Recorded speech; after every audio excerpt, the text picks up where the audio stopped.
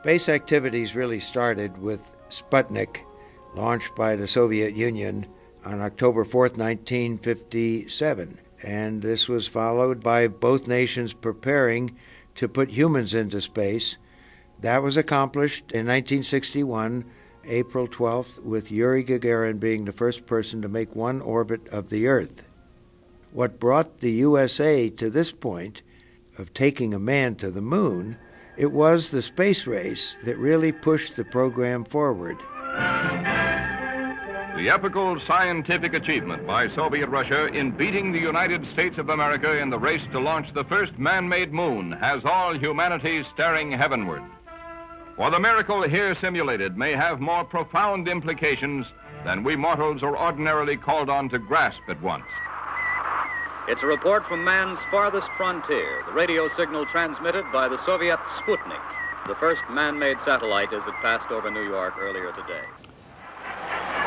This is Richard Dimbleby in the BBC television studio in London. You're looking, if you've just turned on your television sets today, at the first time, perhaps, to a live television picture from Soviet Russia. Here is a man who has done and seen things that no other living person has done or seen. Remember how he said yesterday that it's possible to see the remarkable, colorful change from the light surface of the Earth to the black of the sky. This transition from the blue to the dark is gradual and lovely.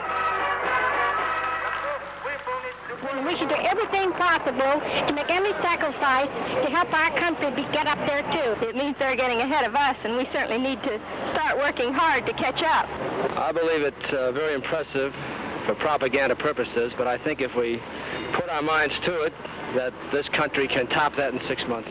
The Gagarin flight was recognized by President Kennedy as a triumph for the Soviet Union. Ted Sorensen, a speechwriter and advisor to President Kennedy. It would impress peoples everywhere with the Soviet scientific and engineering and technological strength. It also showed that the Soviets had a rocket power that was greater than that of the United States. He knew that we had to get moving in space. The target for the Apollo 11 astronauts, the moon at liftoff, will be at a distance of 218,096 miles. A short time later, he asked me to convene a meeting of those most concerned with the space effort. The purpose of this meeting was to determine where the United States would move next. How could we overcome this Soviet lead?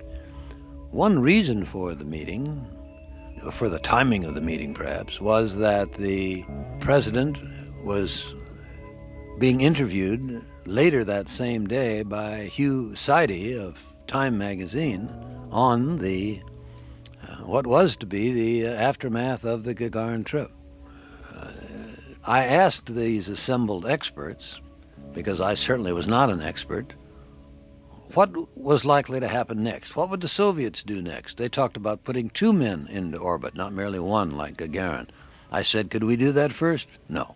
They're way ahead of us. They'll do that first. Well, what would come after that? Perhaps putting a space station or a space laboratory. Could we do that first? No, they would do that first. And so it went, sending a rocket, unmanned exploration of the planets, unmanned exploration of the moon.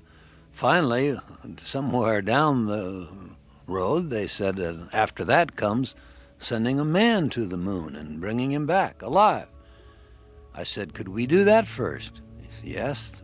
That is so different, that is so far off, that would give the United States time to catch up. It would be a challenge. It would require all of our scientific and technological expertise, but that we could do if we started now. We could beat the Soviets to the moon.